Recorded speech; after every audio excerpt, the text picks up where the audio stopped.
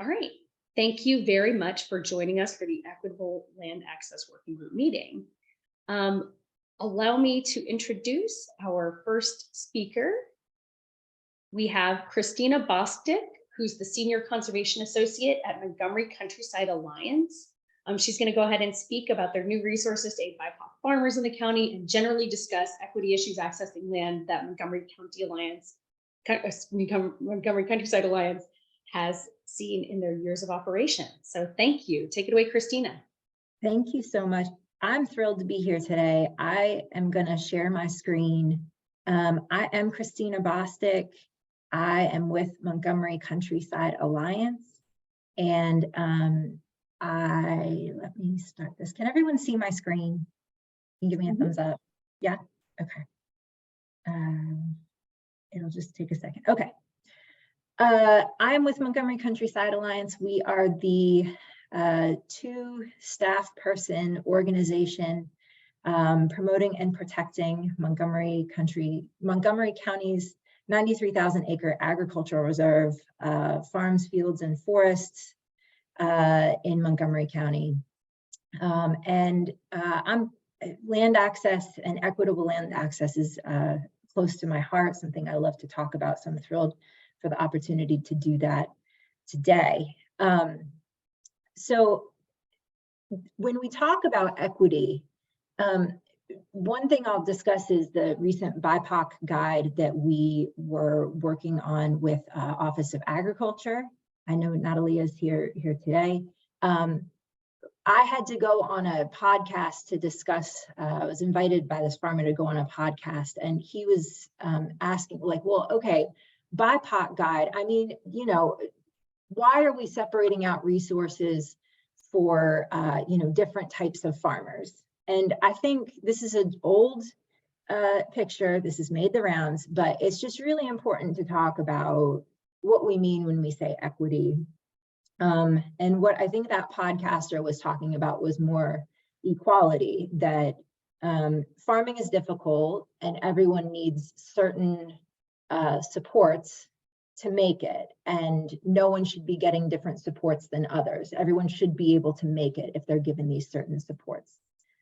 I, you know, pushed back on that with him because as I think the point of this working group is to build equity and understand that different farmers need different things to be able to be successful, and the goal is successful farms. And so we're more focused here, I think, on that middle section. In pulling up this drawing again, I also found this representation where we also remove what is the barrier to everybody. And I think that there are also places where we go through. Farming is very, very, very difficult, and there's so many things that you cannot change. But you know, it's these two photos at the end that we're really working toward. Understanding that there are systemic things that we need to overcome in building equity in land access, but also removing barriers for everyone that make farming more possible here in Montgomery County. So some national trends to just share, and people have probably seen these before. Average age of farmers is 68, also true in Montgomery County. Because of that and other factors, 400 million acres are set to change hands nationally. And that is true here too. Other trends to think about as this huge land swap is forthcoming. Regenerative agriculture is coming to the fore. We know that we can sustainably feed ourselves, build soil and all of that, but we're coming to the point where we're understanding that agriculture can heal our soils, can do more in terms of ecosystem services for living things, including humans. There is a much needed realignment toward equitable land access, which this group is a part of, and that's ongoing, very important, very much needed, and not finished. Climate realities. We are in a place where a lot of our food comes from these purple areas, particularly out of season. Those areas are going to be less and less able to produce that food, whereas the places in green, like us, will see increases in food production. But that doesn't just happen. It isn't the case that the temperature changes and all of a sudden tomatoes are coming up through the concrete. We need to be ready with more farms able to grow that food and deal with those temperature changes. Maybe too soon to share this photo. This, of course, is March and April of 2020. And we had, lots of reports of folks driving unannounced up driveways of farms seeking food in those times. Part of that was a supply issue. Part of that was also just a perceived safety issue. A farmer during that time, early pandemic, shared on a Zoom, local is the new normal. And I think even as the pandemic has receded, that's really important to remember. And I think it's still very true. Another pandemic impact has been a 50% increase in food insecurity, which we all know. And then SNAP benefits, going back to a reduced level post-pandemic, is going to exacerbate that. Montgomery County responded with the Farm to Food Bank program. I know Tanya is a part of that. I'm going to let her speak more to what that has meant for her farm. But when we can find those win-win-win programs, that's a perfect example of one where farmers are engaged to, make improvements that grow more local food for food insecure folks. Markets are doubling SNAP. I know Crossroads can talk more about that. That's a huge benefit. We have an ag reserve in this county, and that ag reserve can be a home for lots of more small scale farms. Additionally, the wider county can be home to many more small scale farms to meet that local demand and really engage people in the food production closer to where they live, work, and play. We were on a Zoom, Tanya and I and some others from MCA and other farmers with Council Member Fanny Gonzalez. She identified that schools, local schools, have a lot of just mown acreage that could be a site. So that's something to consider too. This is Woody Woodruff from Red Wiggler Community Farm. We did a short film some years back called Growing Legacy. Woody really spoke to just how expensive farmland access is. Although at this point, that came out in 2013. It's almost quaint what he's saying about starting teachers' salaries and being able to afford farmland. It is far more an exacerbated problem now in 2023 than it was then. And that is a problem for getting folks on land. Here are some solutions that our organization, Montgomery Countryside Alliance, has been working on. One solution is LandLink Montgomery. So if it is indeed too expensive for farmers to buy land, one thing that we have come to, modeled on lots of successful programs in New England, is a LandLink program. We've been at it since 2011. We've matched about 500 acres. The focus is really on long-term leases. We're talking 5 years, 10 years, even longer is preferable. The idea is to build soil. The idea is to build relationships, build thriving farms that are a going concern, not just a flash in the pan season here or there. From the beginning and currently, there has been a ratio issue. So we have currently, right now, 28 farmers seeking land in the program, 9 landowners seeking a farmer. We often talk about LandLink as like a dating site, almost, compared to that, where we have anonymous listings of farmers, of landowners, and they get together, see if they have chemistry, can share a vision. For a dating site to have this ratio would be not good. It's something we're working on, bringing more private landowners into this program. Some really incredible thriving farms have come out of this program. Tanya is one of them at Passion to Seed Gardening. Dodo Farms, Nii and Tope, Beauty Blooms Farm, Farmania, AfriThrive, their organization is farming in Poolesville, and that's a really wonderful thing too. I was also part of this Farmer Stress Assistance Network, Northeast Farmer Stress Assistance Network. We've rebranded. Cultivamos is what we're called now. Through Land for Good, we produce this Accessing Farmland Together guide. What you're seeing right here is the Spanish version that has just come out. It's not something I'm going to touch on much today, but this is on Montgomery Countryside Alliance's website. It is sort of an alternative method for folks finding land together, and I was proud to work on that. This is that BIPOC guide I was discussing earlier. So one thing about those farms I just listed out from LandLink, you may realize that all of those farms are helmed by first and second generation African female immigrants, wonderful farmers, all of them. And that is the trend in LandLink. We do not collect demographic information, but anecdotally, land seekers through LandLink are predominantly people of color. Majority of them are female. I would also say the majority of them have at least some component of their farm where they would like to meet food insecurity in some way and grow for their community. These are farmers that are systematically disadvantaged, as we have discussed. There is a need for tailored resources, particularly for folks that are immigrants. And you know, I have trouble navigating sometimes the maze of things that it takes to start and keep a thriving farm together. It is a small business. It is a small business at the whims of the rains and the sun. And there's just a lot to consider.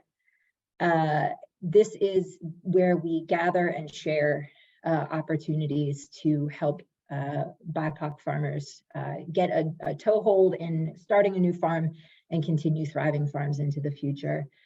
One other thing is that this is a place for us to gather those very tailored new opportunities for funding, marketing, mentoring that are specifically for BIPOC farmers from state resources, national resources. And it is my hope, my great hope, that we need to redo this guide and revise it again and again to take on more and more of those opportunities. And then more of those opportunities that we list are local opportunities to help our local farmers. This again was in partnership with Office of Agriculture. You can find it on their website where you can translate it into many, many different languages. On our website, it is unfortunately only in English, but Office of Ag has that language justice piece. I want to be clear that these are the first steps that we have taken toward land access, and that it is by no means done. It is an evolving thing, and it needs to evolve. I really see two ends of the farming spectrum that really could use some policies to help. One is those seasoned farmers. I count Tanya among this group. They need resources to continue their thriving farms and grow their thriving farms. So that's access to labor, that's access to equipment, that's access to land. More undergirding all that is sort of access to capital, access to funding resources. And a lot of the stumbling block here is that leasing. You know, not being the owner of that land makes it harder. A lot of opportunities are closed to someone that is leasing, and that's an issue. The other spectrum of farmers that I think some policy help would benefit is those small scale farmers. They have a few seasons under their belt. They would be applying. These are the folks that would be applying for LandLink. A supportive environment of small scale growing opportunities to get them that first acreage And so I'm talking equipment share, I'm talking trainings. That would all be really helpful to get these folks on the ground and be that first toehold into these thriving farms that can then be planted in the county. Further solutions here. Tanya came up through something called the New Farmer Pilot Program. It was something through Office of Agriculture.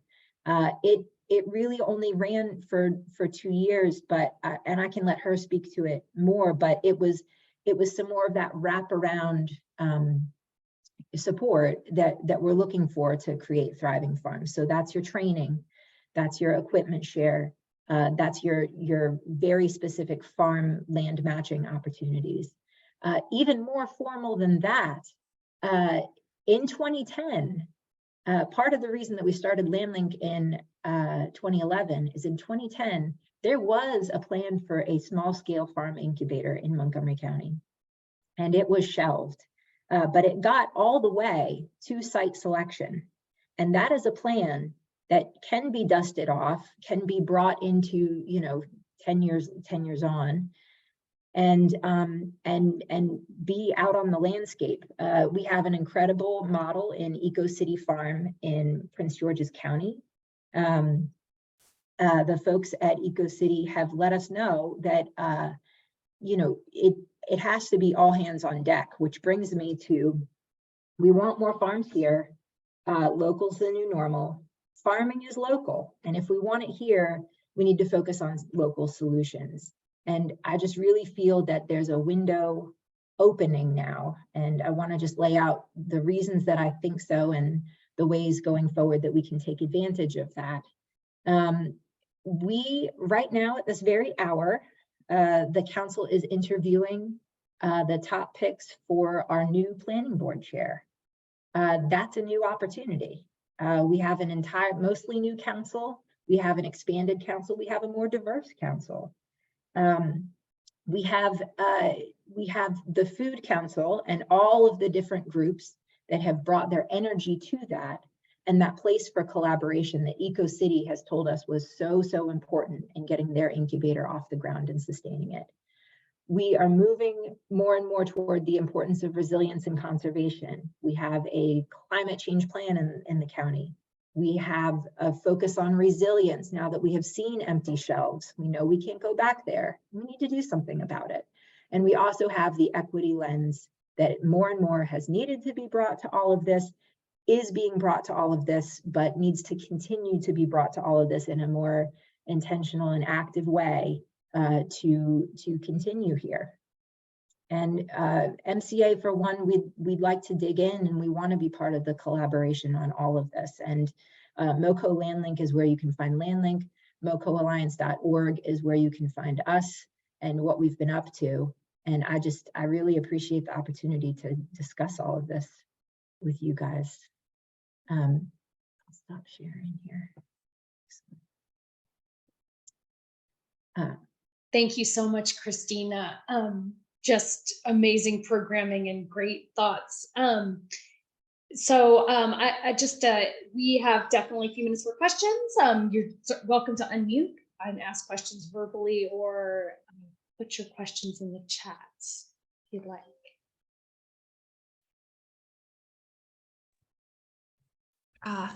Hey everybody, this is Kate Medina. Kristina, that was a really great presentation. I mean, dynamite presentation. Oh, first of all, sorry I'm off video. I just had eye surgery yesterday, so I'm wearing sunglasses and I just feel like an idiot. So, first, so absolutely fabulous presentation. Thank you so much for all of those slides. A couple of things that stood out. One was your suggestion for the incubator program from where I said, a little tiny Queener Farm in downtown Silver Spring. We have an internship program for high schoolers and college students, and it's a very popular program. And students often not only sign up for one session, but multiple sessions. And we love to see that. We love to see them progressing, and we encourage them, if they have a real interest in this, to keep on signing up. But then beyond that, we're sort of at a loss. Then they're sort of just like left, and there's not the next step for them.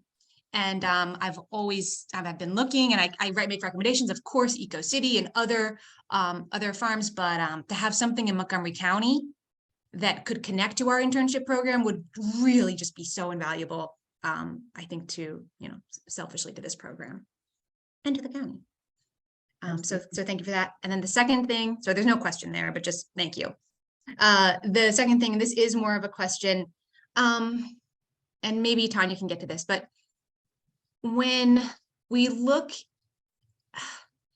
just talking about the slim margins of farming, you talk about the risks and how volatile that industry can be to the weather, to market changes, to, we just saw that article from a couple Montgomery County farmers in MoCo 360 about CSA shares being way down this year. What can we do from like sort of the Food Council perspective to help maybe diversify funding streams? Or I think the CSA model is a great first step.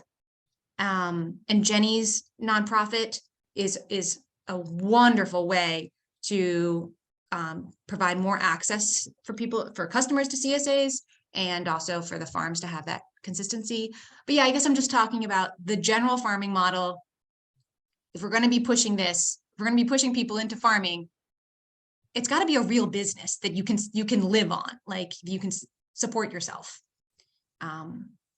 Anyways, so I guess, are there other ways to diversify the funding streams for farmers? That's my question. Wendy, were you raising your hand? Did you want to speak to that?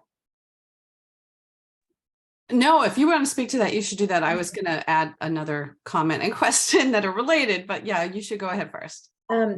First of all, I don't want to suppose the bottom line and the funding mix of any particular farm. It is a balancing act. I saw an article the other day that was the median income of a farm is $246 a year. And I thought it was a typo. It's not.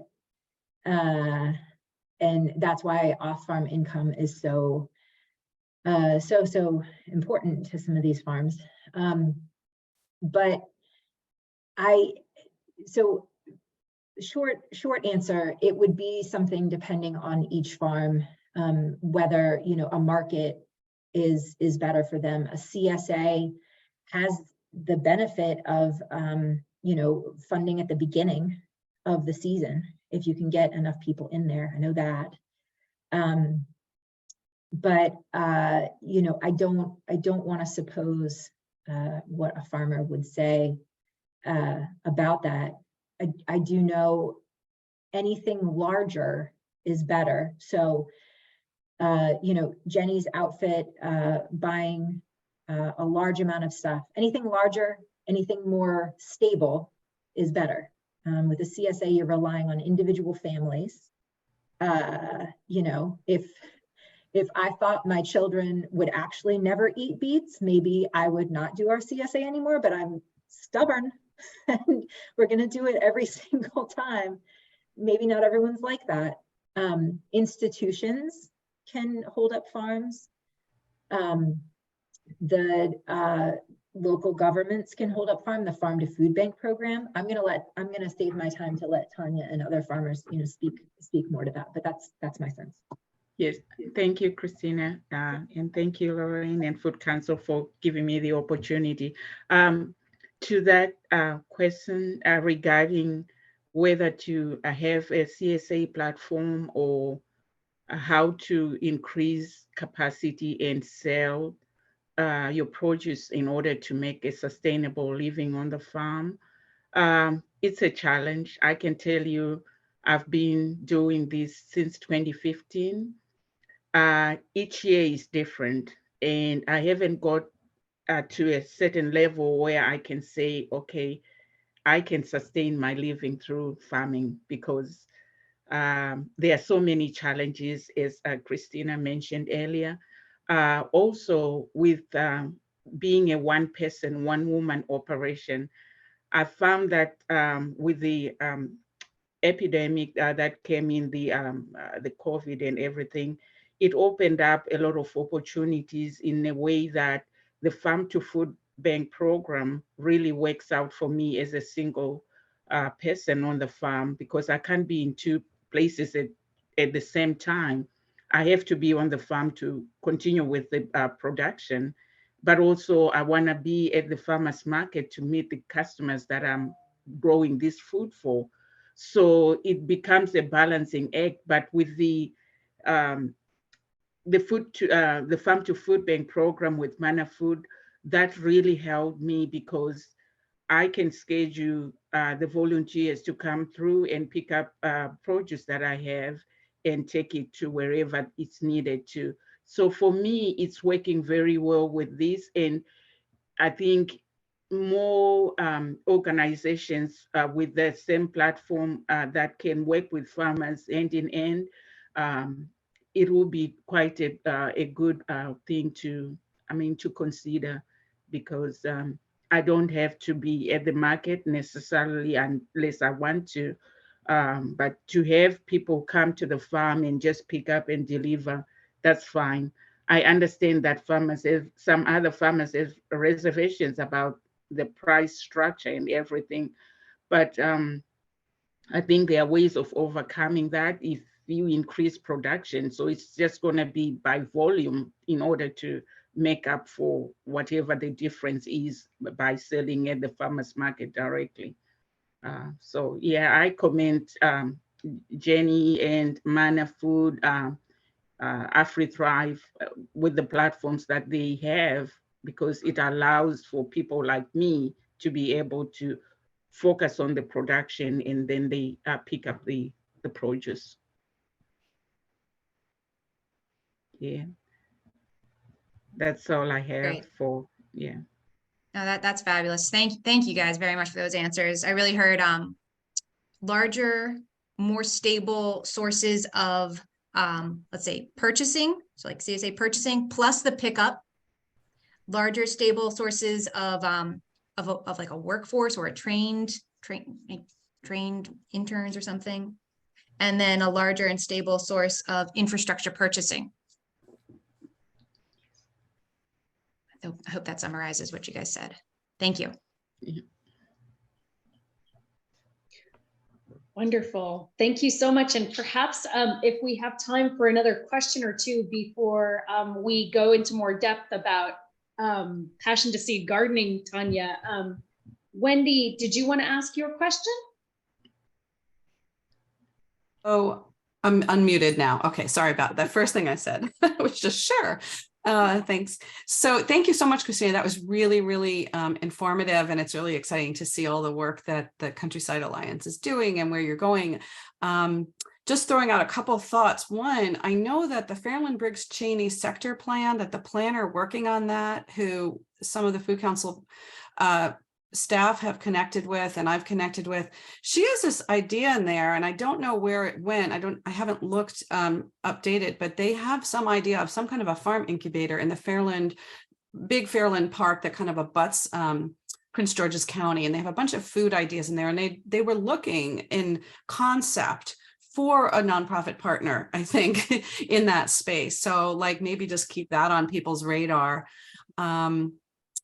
But I guess, Kristina, my question for you is, are there any discussions at the Countryside Alliance that take this conversation to the ownership of land level, beyond land link, the idea of how can we support farmers? Is it like with tax incentives and zoning and financial support so that there can begin to be ownership for small and starting farmers?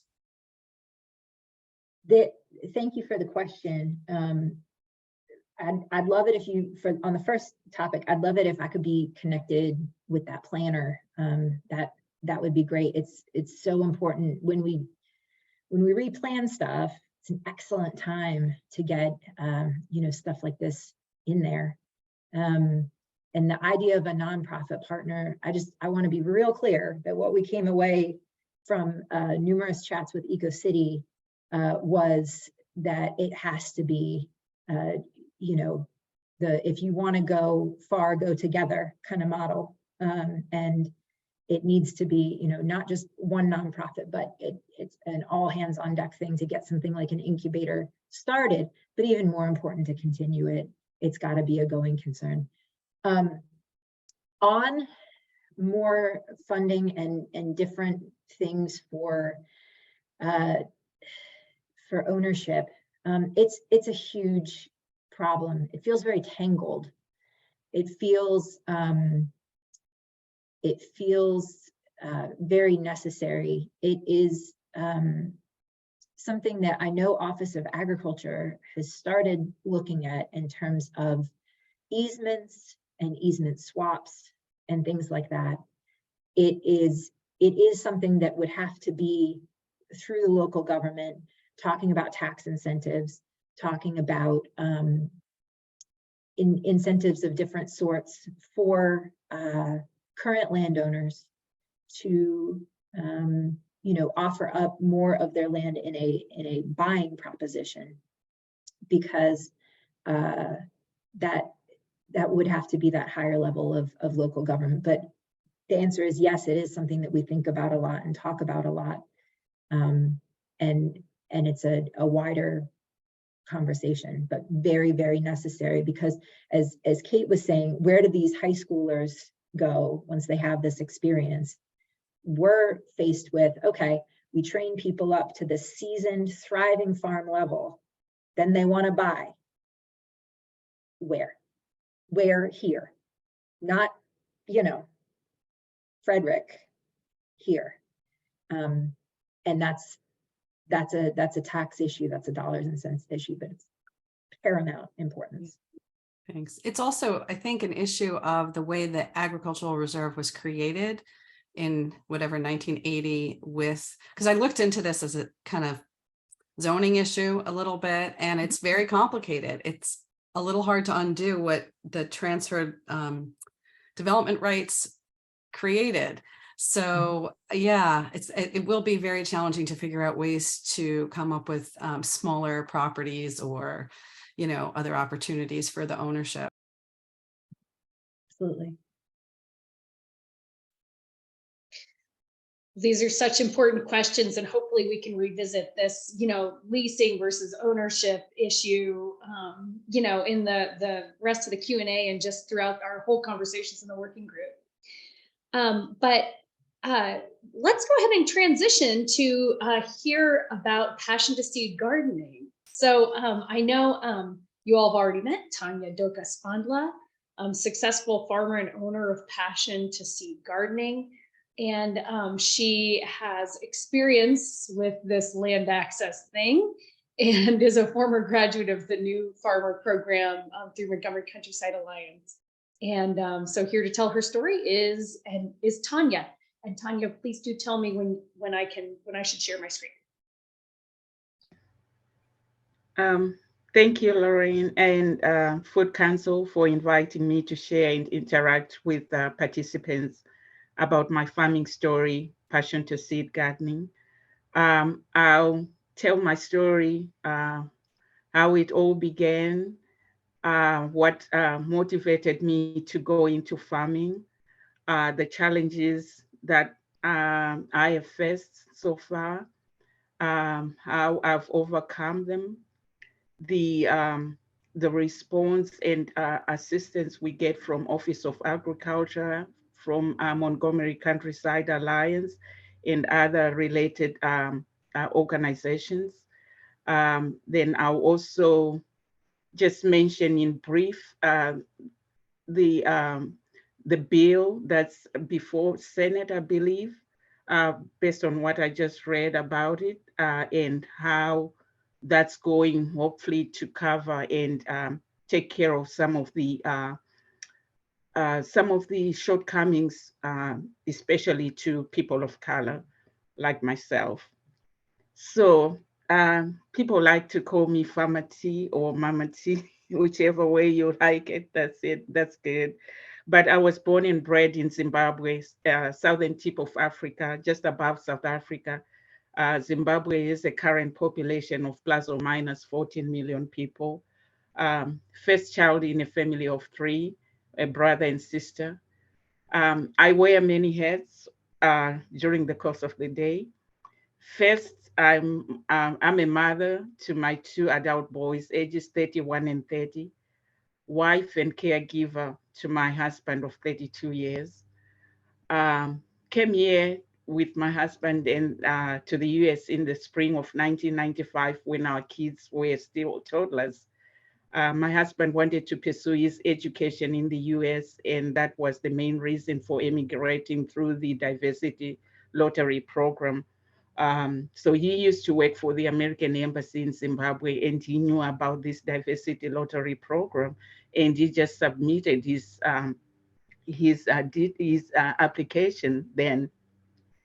And it's something that he never, I always like to mention that he never mentioned to me that he had done that until when we received the notification that we were one of the 1 million recipients of the diversity lottery program then in 94, 95. And this was on a Friday night. So he came home and he saw the mail on the table, and I was fast asleep by then. And I just heard the noise of him screaming. He said, "Oh, we might be going to the United States." I said, "Oh, why?" And I'm thinking, I don't want to leave my parents here. I don't want to leave my country of origin to move over to a foreign place that I don't know. I don't have any relatives there.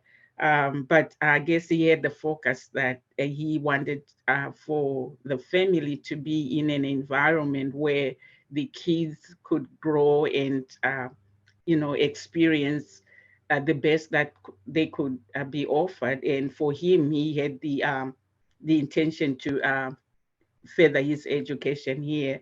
So we ended up being here in 2000.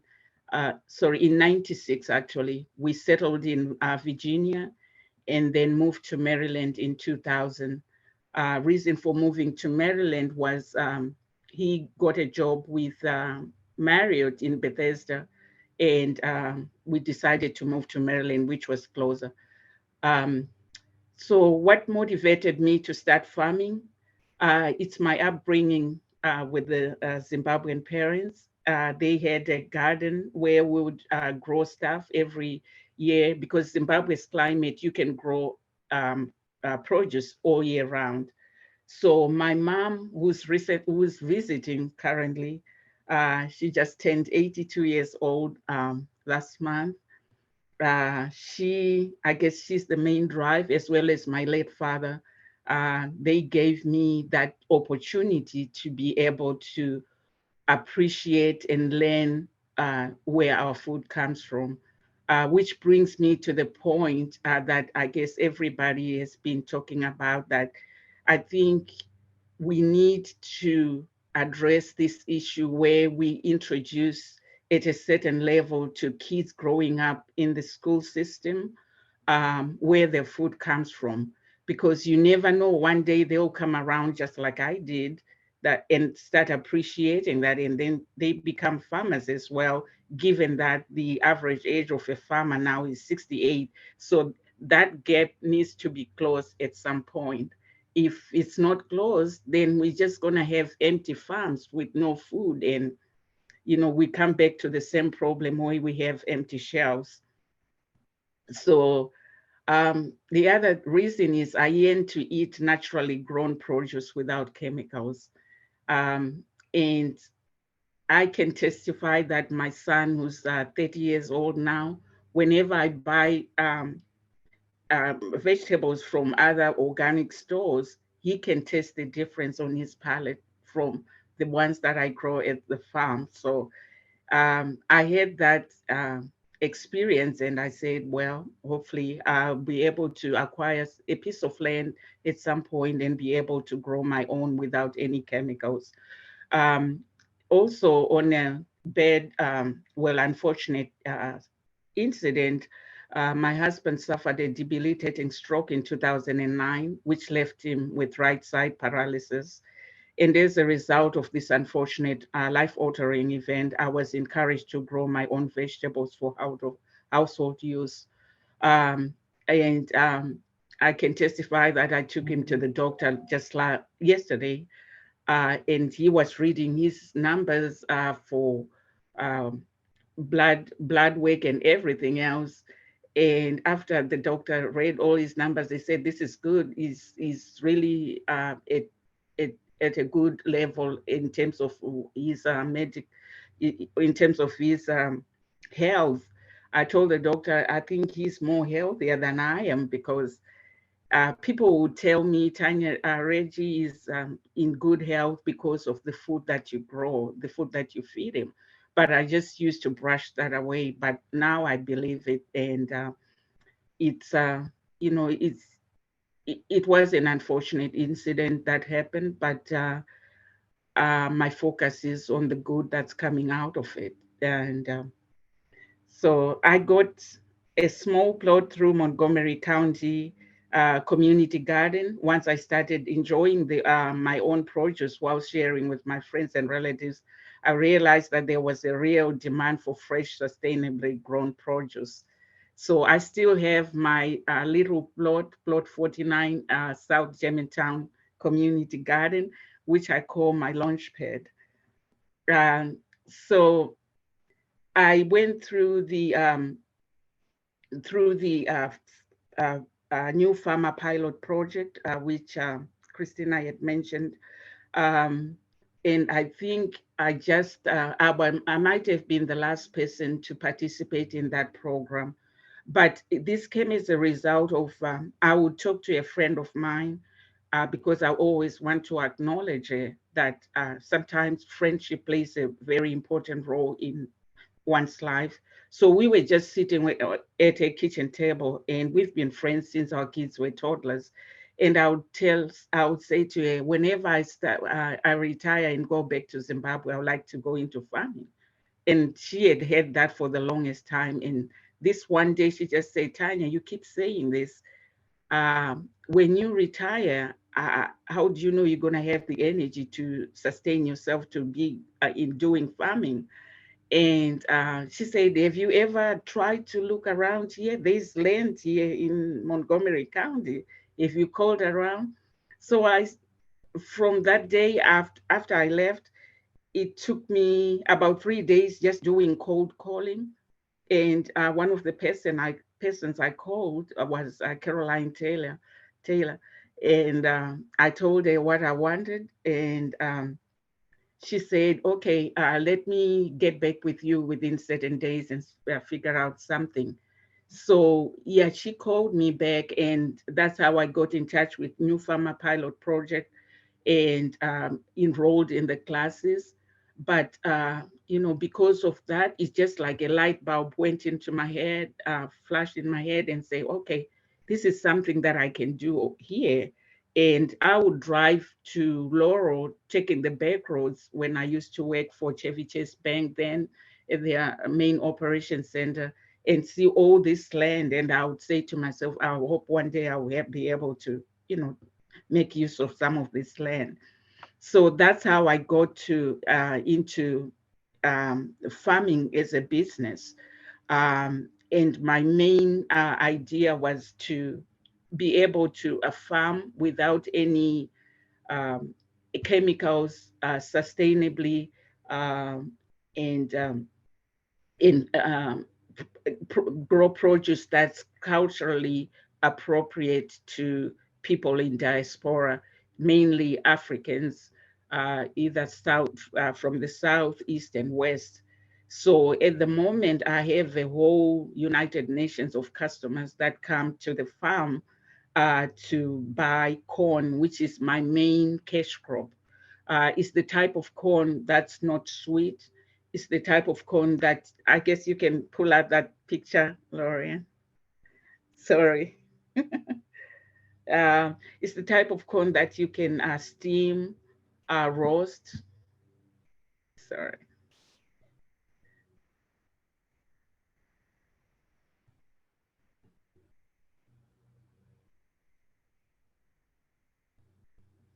Yeah, so you can roast it, and it's in between sweet and non-sweet corn.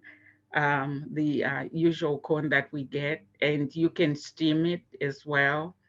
I guess you can relate it to the Mexican type of corn. The kernels are very thick and dense and very milky as well.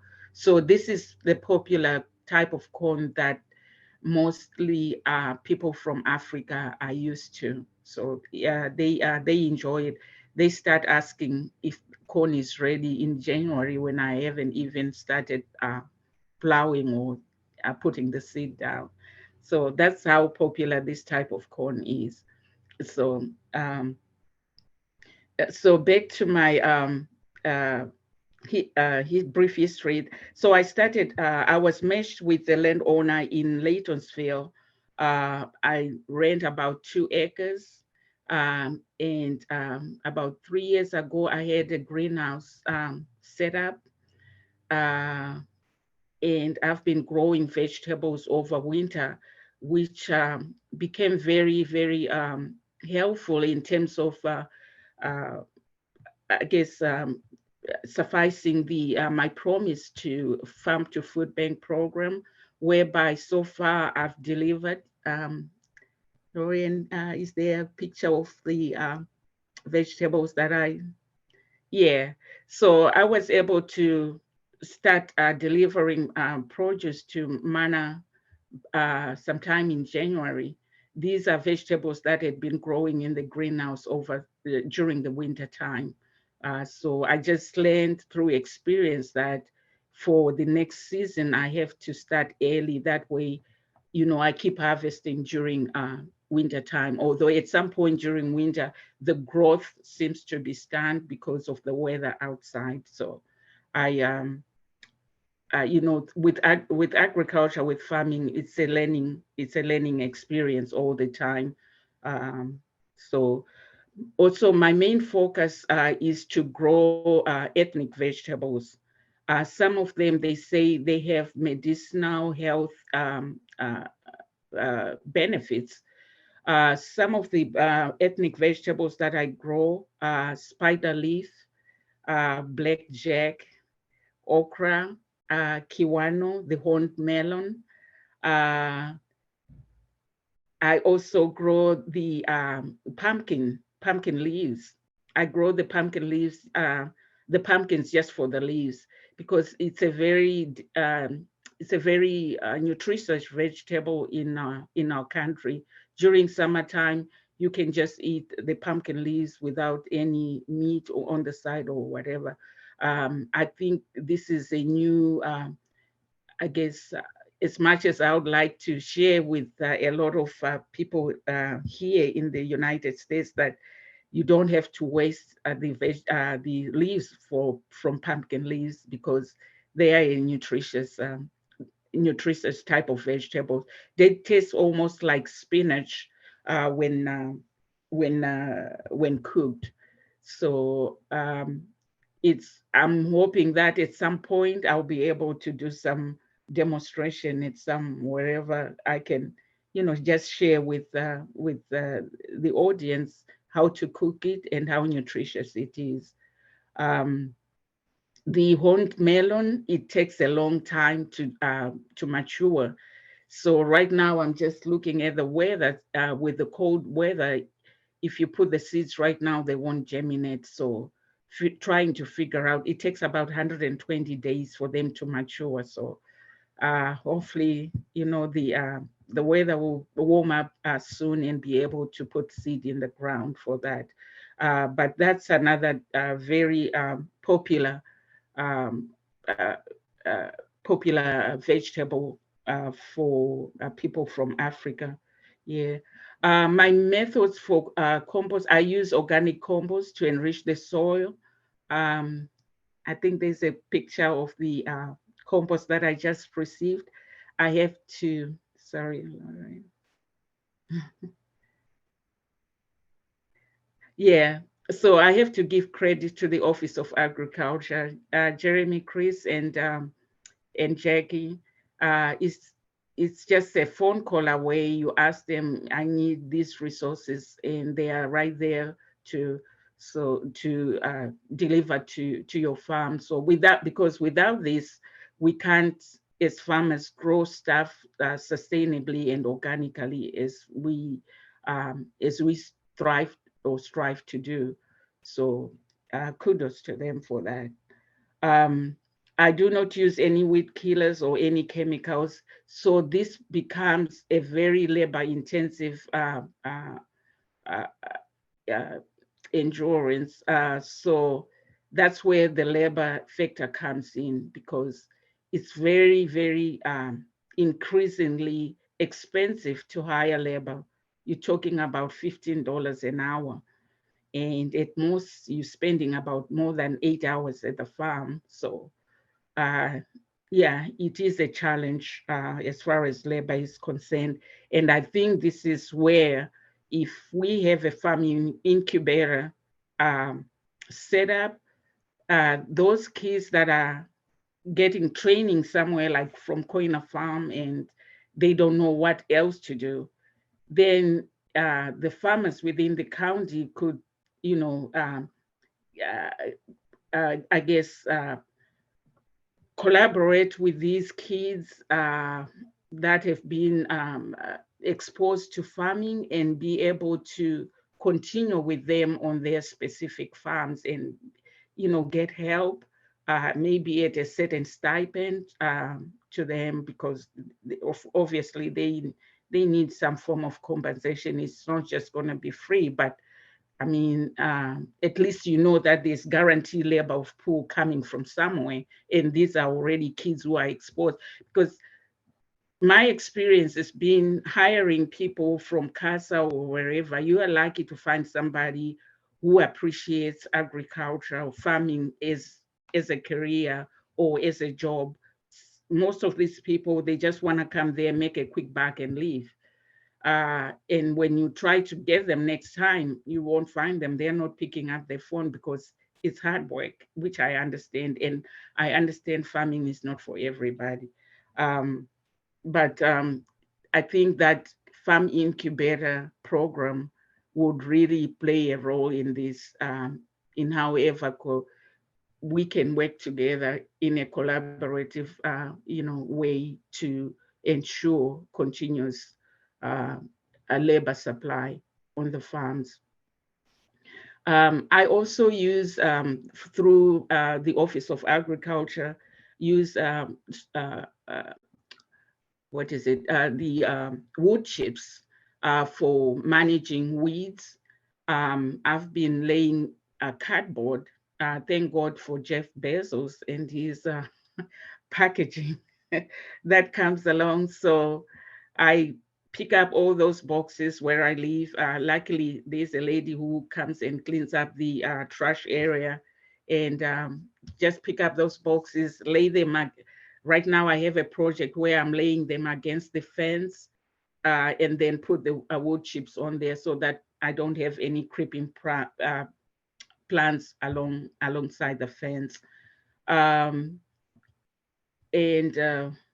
The other thing that I wanted to mention, as far as challenges, the deer and groundhog devastated my corn on the summer of 2017. But thank God, through the Farm to Food Bank program, I was given a grant to install a new fence. So that's been taken care of, and I'm grateful for that.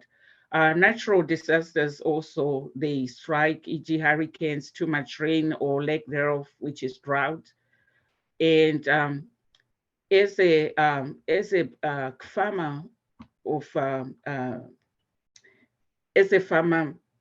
it's true that an open secret, as a farmer of color, it's true and open secret that you come across and experience these subtle nuances of discrimination in the financial sector, or when you're trying to source land. And as I mentioned before, what's lacking is the enforcement of the bill introduced in Senate, I believe sometime in January. and the name of the bill is Justice for Black Farmers Act 2023. As I read through it, it says this bill was directed by the Office of Agriculture, USDA, to provide assistance to address historical discrimination and disparities in the agricultural sector. For example, the bill establishes an equity commission in USDA to examine discrimination. To examine discrimination by the agency against Black farmers and ranchers, recommend actions to end systematic disparities in the treatment of Black farmers and ranchers. USDA must also establish a farm conservation corps to provide young adults who are from socially disadvantaged groups with skills necessary to pursue careers in farming and ranching. The bill provides funding for historically Black colleges and universities to commence and expand courses of study that are focused on careers in agriculture and related disciplines. It also increases the authorization of appropriation of a program to resolve issues relating to ownership and succession on farmland. Additionally, it expands credit assistance for socially disadvantaged farmers and ranchers.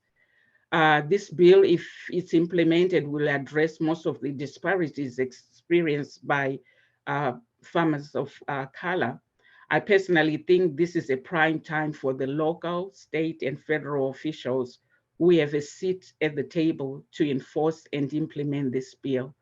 The inception of a farm incubator in the county will also help spur the motivation and drive amongst our youth as they try to navigate their career options in life.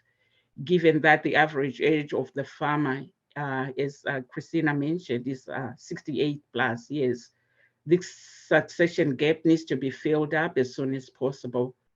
In conclusion, I have taken this passion-driven adventure of farming here in the US as a journey that is still being explored, with so many challenges that life sometimes puts on all of us through. One thing that remains certain is that life does not follow a straightforward line. Wherever you hit a bump, consider it as an opportunity for significance. Discover your success through your difference and challenges as you sail through this journey, so-called life. Sometimes we are tested not to show our weaknesses, but to discover our strengths. And to this end, I rely on my 4 Ps, which I call my guiding pillars. And it's prayer, passion, perseverance, and patience. Thank you for the time. Appreciate it.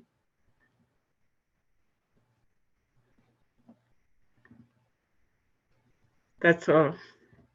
Tanya, thank you so much for sharing your amazing story of resilience and courage and skill and obvious intelligence, making the whole thing come together. And just thank you so much. I'm so touched and inspired. Thank you. Would anybody have, we have a few minutes for questions for Tanya. Feel free to unmute and ask them verbally or place questions in the chat.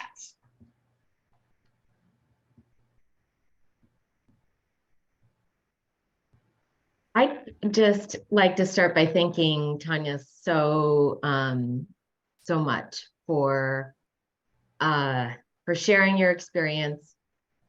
And I'm amazed at how at each step that you've taken along the way. And I think Lorian used the word courage. I think it's remarkable what you've achieved, and I'm so happy to hear about the supports that you've had along the way. And I've been reflecting since Kristina's excellent presentation as well.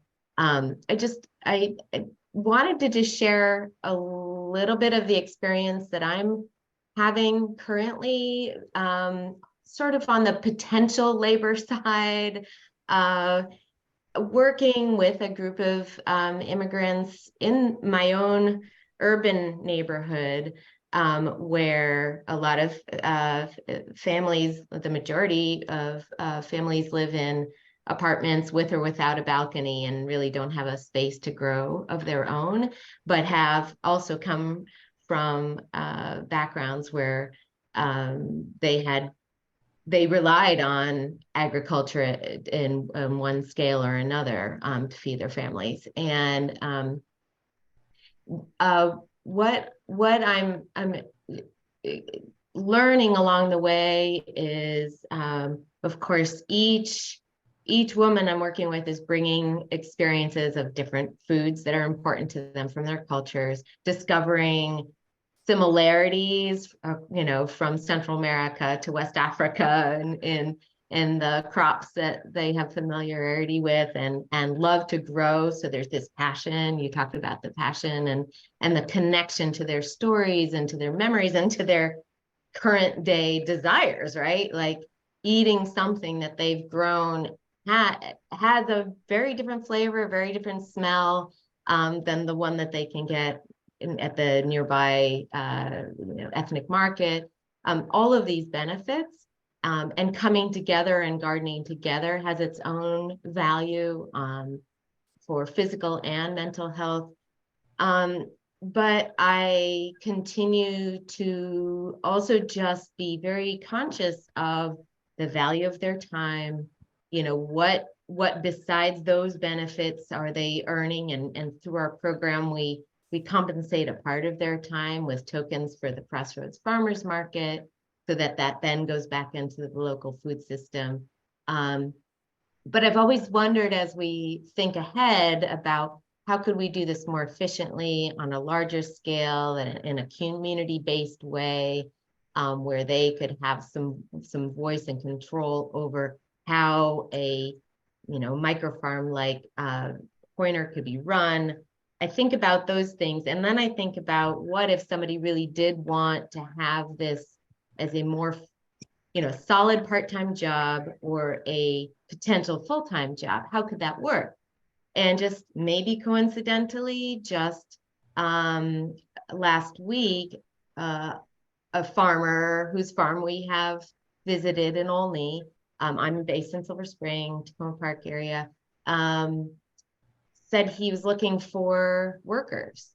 And so either part-time or full-time. So I mentioned it to the garden group, is this something you'd be interested in? And immediately, having visited this organic small-scale farm, immediately had the interest in it. And I think it was a combination of interest in learning more, and interest in being, and being paid $15 an hour, which is a huge thing. Some of them who are interested are having very small jobs here and there. And in one case, a woman who has a full-time, Monday through Friday, 40-hour-a-week job caring for children, but getting paid so little that the prospect of getting on a bus and going all the way to Olney to be paid $15 an hour is attractive. So it's like I guess they're not sure where the question is, but I think that I'm just thinking about, from the farmer side of things, thinking about how you get your labor, from where you get your labor, what you can afford for your labor, and then what does it take for that laborer to decide that that is what they want. And Tanya, I think I also heard you say, it's hard to find labor that has knowledge, experience, or even desire in agriculture. And I'm sharing my story in part to illustrate that, there are people out there who have this agricultural background, who enjoy the process, who might, if they could, dedicate part of their time, but might not be available full-time. They're juggling kids or what have you. So apologies for the length. I just wanted to also share that experience. Yeah, I think that's where having a focused platform where all these people that are interested in agriculture or farming sort of, I guess, registered, like having that farm incubator program. And you know that these people have gone through some form of agriculture hands-on, because some people, they just say, oh, I want to be doing farming, and then when it comes to the nitty-gritty of doing it, it's really, they find that this is not for them. And I appreciate that, because as I said, farming is not for everybody. It's hard work, it's hard labor during the middle of summer when the sun is blazing hot and everything else. But if it's something within you that you really enjoy doing this, then that's nothing of importance. So having a focus set of people that are aligned to agriculture or farming, and where farmers within the county can use that as a resource, I think that will really help. It will eliminate these hit or miss opportunities where you go to CASA, for example, to find somebody, and you just find somebody who's all their focus is getting their money. They don't even do the job well.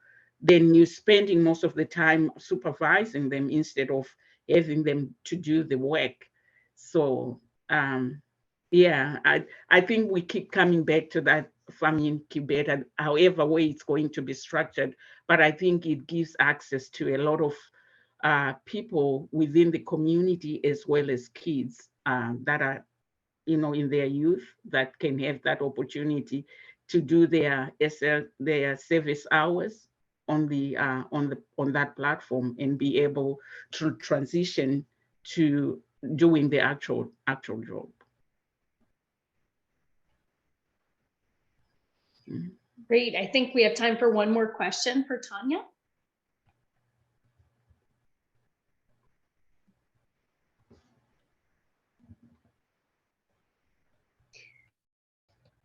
Well, can I ask a question then? Because, this is something that I feel like sort of segues into, my brief, hopefully very brief portion of this meeting next. But Tanya, I know one thing that we've brought up is this really important kind of duality between being able to lease land and being able to own land. And it has grave equity considerations, because being able to own land, you're able to accrue wealth. You're also able to take part in a lot of the programs that you're not able to take part in. And, it's, I wondered, kind of what your take on that is, and how you sort of decided to go the route you went, and wondered if there's anything that you've ever looked into that, either, you just decided against, or it just didn't work out for some other reason, or to lease or own other land. Personally, just to be honest, I would have wanted to own a piece of land to farm on, but I know that I have limitations to be able to do that.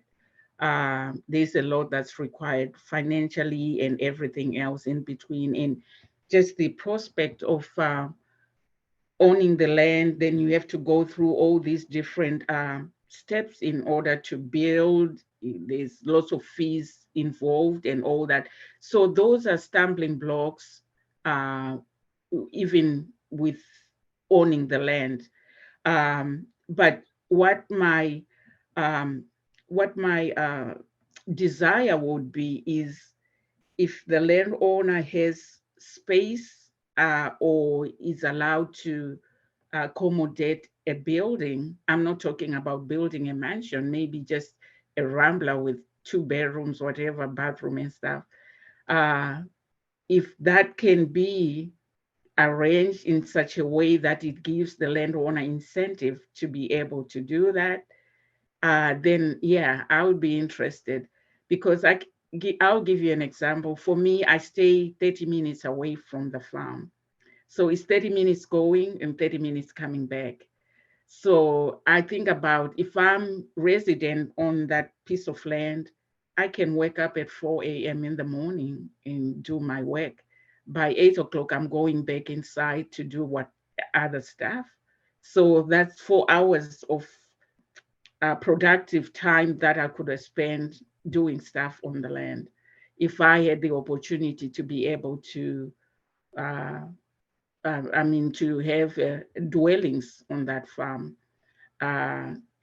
But at this point in time, for me to think about looking for land, buying land, and going through all the process of building the infrastructure and everything, yeah, I don't think I have, with my age and everything, I don't have that energy. But if there is a way of incentivizing the system or the processes, incentivizing to the advantage of the landowner and be able to cater for the needs of the farmers that are leasing land on their property, I think that would be a good idea. Yeah. Absolutely. Well, thank you so much, Tanya. And I have literally written down your 4 Ps, Tanya's 4 Ps, and I'm going to hang this up on my bathroom mirror because I love courage, passion, persistence, patience. Thank you so much. I'm glad to share. Thank you so much. Well, I really appreciate it. And I just wanted to say, this just reminds me so much. I hadn't really planned to share anything about me today, but I do know that many of you all know that, I live just over the line in Frederick County, but had for the past 2 years leased 5 acres in the Dickerson area. And with hindsight in the rearview mirror, a lot of it really sort of, kind of comes into sharp focus when you start looking at all of the barriers built in.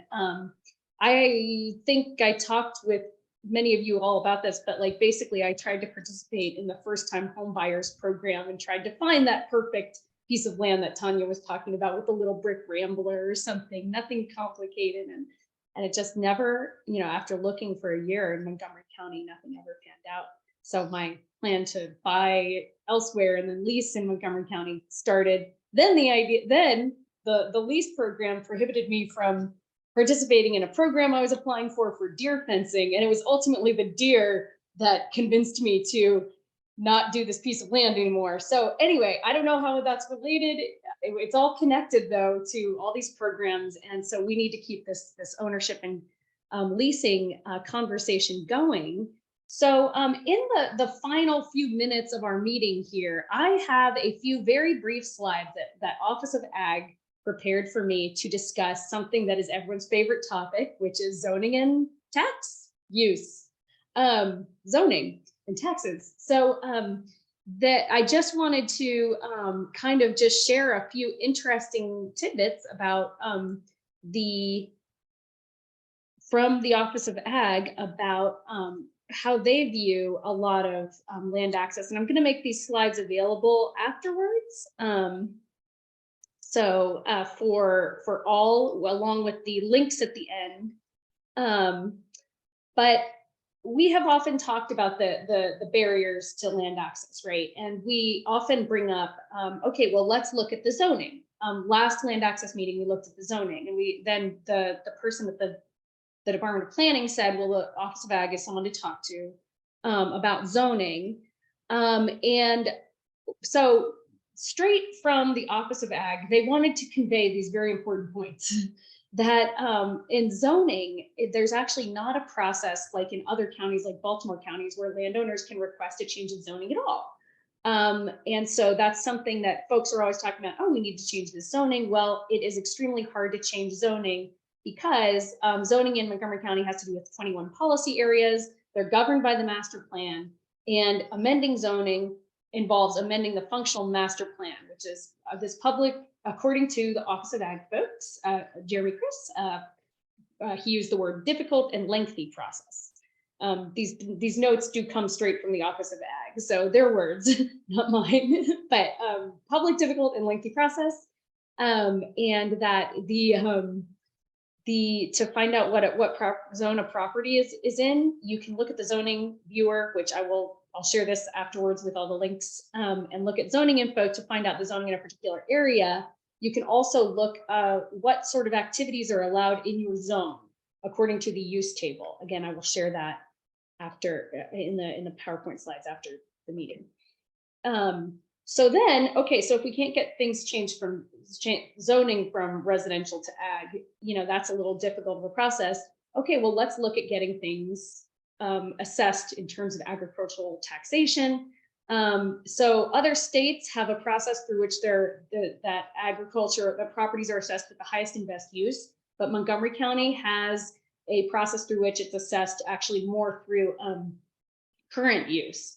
And in Maryland, a property can be broken down into more than one assessment. So a farm with a residence, it's zoned residential for the acreage right around the residence, and then zoned agricultural for the rest of the acreage. There are a few little kind of caveats to that. So how do you go about getting an ag use assessment? You do need to, you know, submit a declaration of intent. You have to, which basically involves, you know, here's what I plan to do with the land.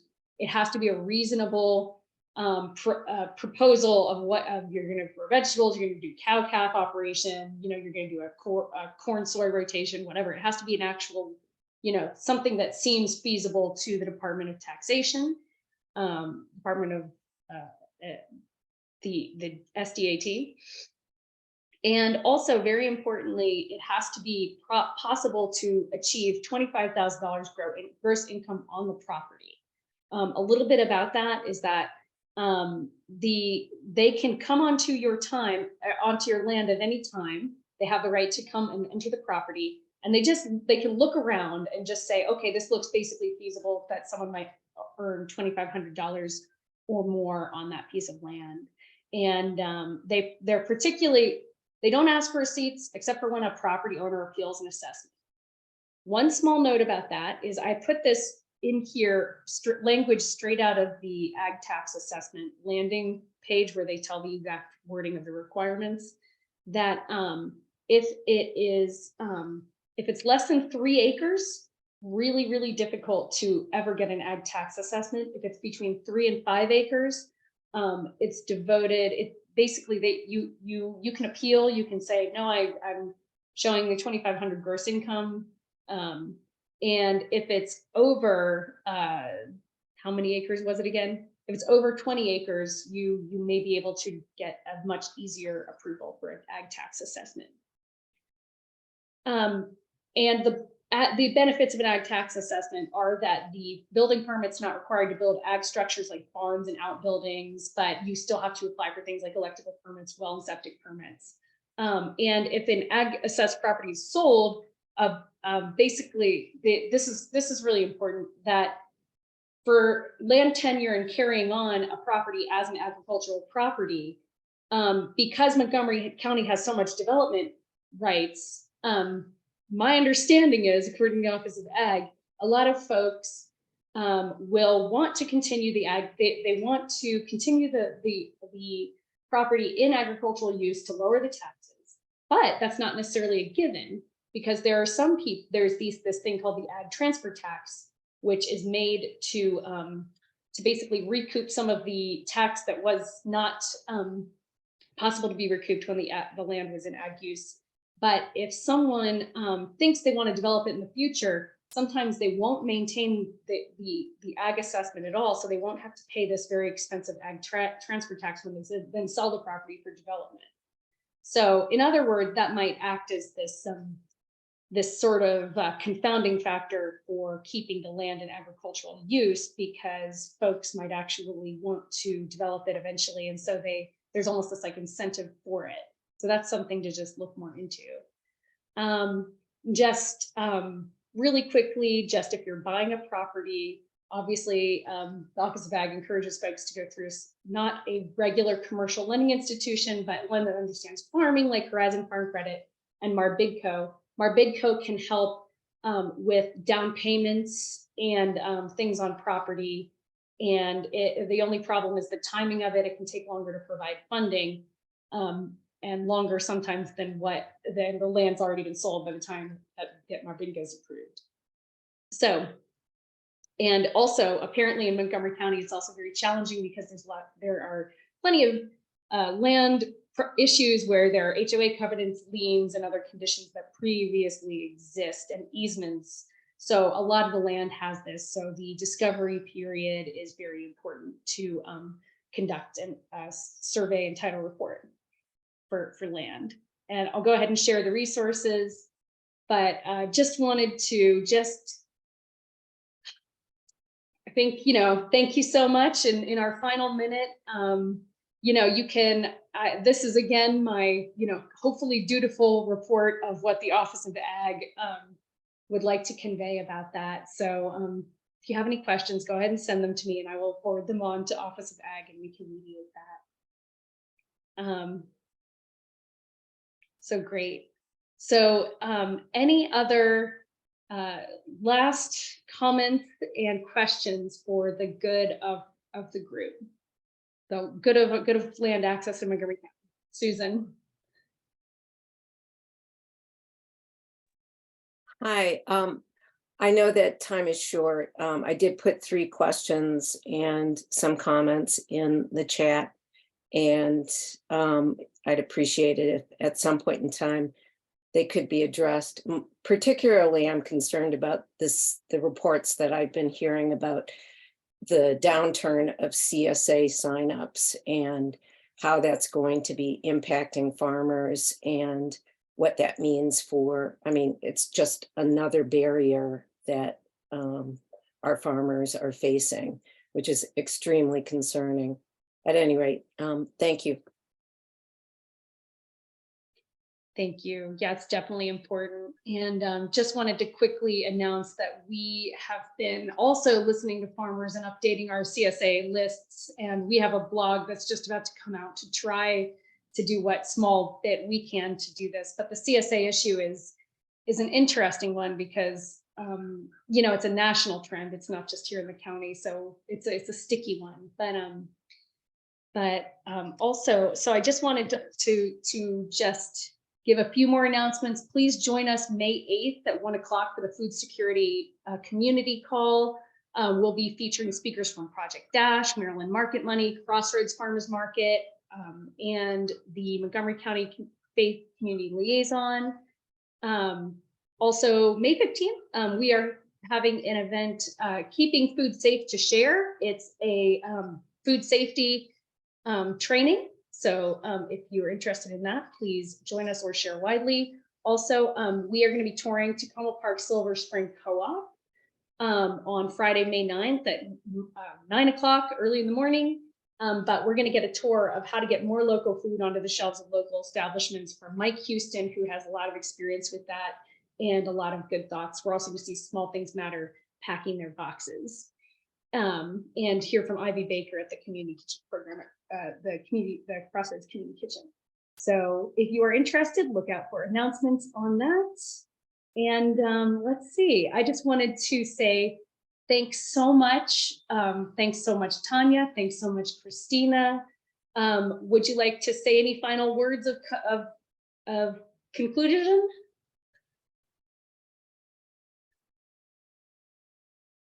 Go ahead, Tanya. Just want to say thank you for all the participants. I really enjoyed sharing my brief history with you, and thank you for all the compliments. I'm a newbie in this type of thing. Public speaking has never been my best option. I would rather be doing some farming and touching the soil but thank you for all the compliments. Gives me encouragement. Thank you. I just want to echo that and thank you all for the work we're all doing and continue to do together, and much appreciated. Well, thank you, Tanya and Kristina. We're going to go farther together, right? I love that thought. I think so. Right. Looking forward to it. Me too.